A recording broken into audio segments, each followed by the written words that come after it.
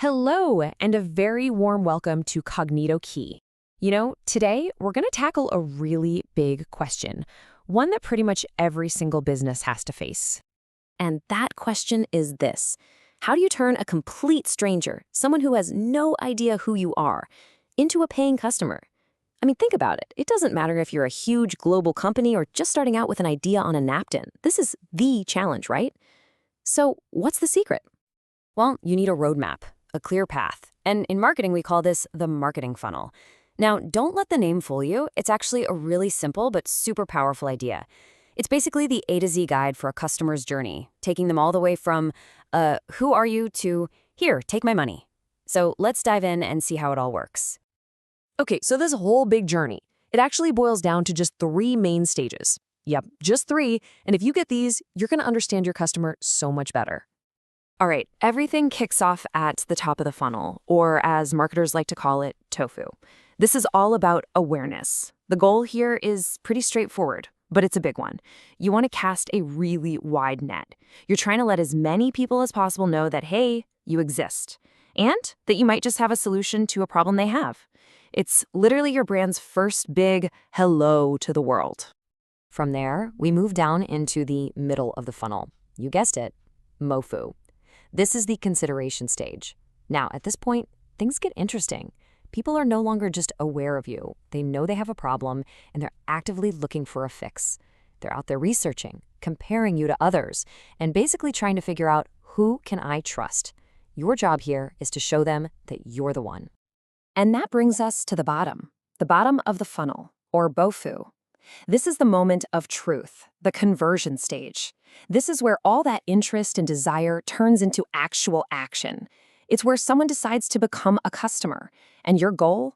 Make that final step an absolute no-brainer. Make it as easy and as tempting as possible. So there you have it. Awareness, consideration, and conversion. It's a pretty logical path, right? Each step leads naturally to the next. But that brings up a really good question. Why on earth do we call it a funnel? Well, the shape isn't just a random choice. It tells you something absolutely crucial about how this whole thing works. It's because the audience gets smaller at every single stage. Think about it. You start with a massive audience at the top, right? But as people move down, some will drop off. Not everyone who becomes aware of you is going to be interested, and not everyone who's interested is actually going to buy. So that wide opening at the top gets narrower and narrower. And this here shows you exactly what I mean.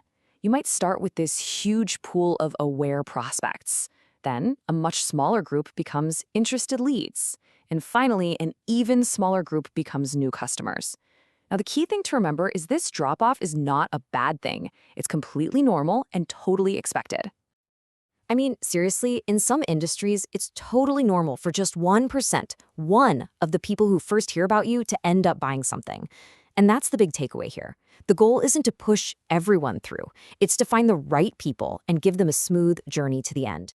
Okay, so we've got them to the bottom of the funnel. They want to buy. But how do we get them to actually do it?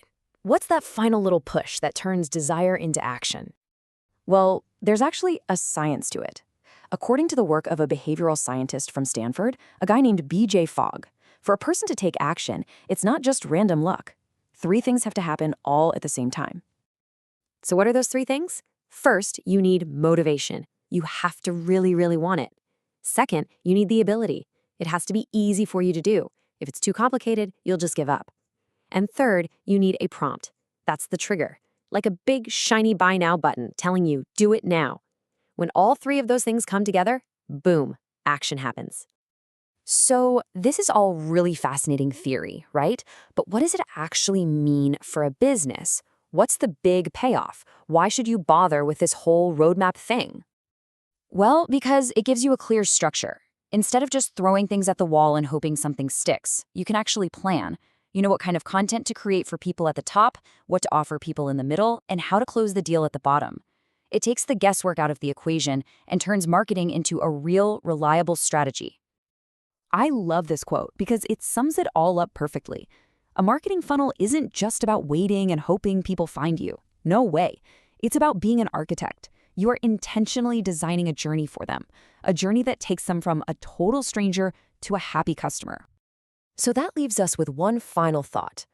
Now that you have this roadmap, what does your customer's journey look like? Whether it's for your business or even just an idea you're passionate about, how could you design their path? Hey, if you enjoyed this explainer and found it useful, we would love it if you'd hit that like button, share it with someone, and of course, subscribe to Cognito Key for more. Thanks so much for watching.